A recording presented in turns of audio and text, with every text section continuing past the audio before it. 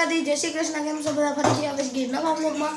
અને આજે નાતાલ છે એટલે બધાને મેરી ક્રિસમસ. અને આજે અમારા સ્કૂલે રજા હતી એટલે જમવા બેસવાનું છે. તે સાદી ખીચડી છે, પછી કઢી છે અને ઓળો છે. મમ્મી જય દ્વારકાધીશ, જય શ્રી કૃષ્ણ. જય દ્વારકાધીશ, જય શ્રી કૃષ્ણ. કઢી બનાવીશ મારા મમ્મી. પપ્પા જય દ્વારકાધીશ, જય શ્રી કૃષ્ણ. જય દ્વારકાધીશ, જય શ્રી કૃષ્ણ. જય દ્વારકાધીશ, જય શ્રી કૃષ્ણ.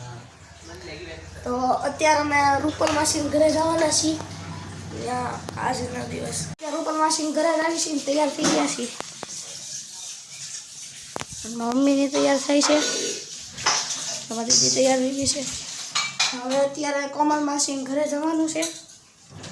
ત્યાંથી પછી ડીમાર્ટમાં જવાનું છે, પછી રૂપલ માસી ઘરે જવાનું છે. કોમલ માસી આવી ગયા છીએ અને અત્યારે રૂપલ માસી એટલે ડીમાર્ટમાં જ આવી છીએ. ગાડી બેહી ગઈ બાજુ. કેટલો વજન છે? 72 કિલો. માલ્યો તું મહેલુમાં બેઠો તો ઊભો થઈ ગયો મારે તો દુનિયાના ખેલોમાં બેહજો અમારી વેલમાં. આવો પપ્પા બારી બંધ કરતા આમ ટેકો દઈને બે લગાસ. પપ્પા આ બારીને બંધ કરતા ને આડો હાથ છે ચિંતન ઊભો છે એટલે કૃષ્ણ ભગવાનની સાથે જેને ગાયો ચારી છે, જે ગોવાળો છે, એ ઠપકો આપે છે. શું કે છે કે જન્મ્યો તું જેલમાં, માલ્યો તું મહેલમાં, આ તોરંગી દુનિયાના ખેલમાં, હવે બેહજો અમારી વેલમાં.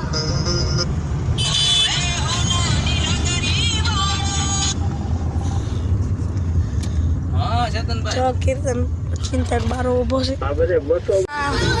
જાન જાય છે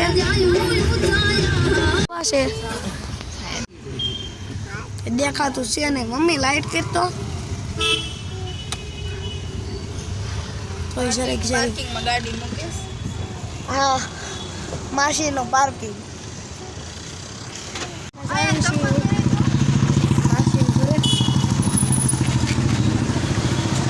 બધા ગાડી મૂકી. કીર્તન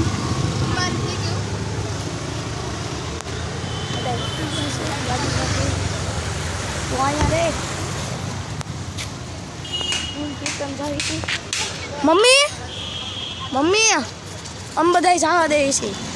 મૂન કીર્તન જાય છે. પકડી લે. રોડ ક્રોસિંગ કરી છે.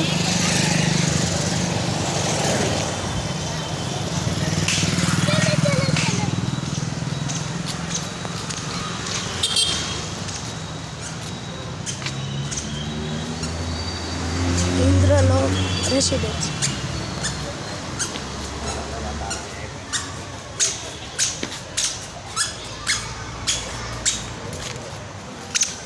આ ફ્લેટમાં રહેશે.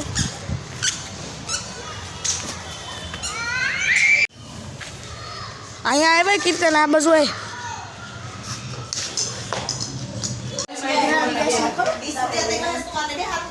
પાવભાજી બનાવી છે. આ માસા હાટુ સ્પેશિયલ રોટલી બને છે. આમ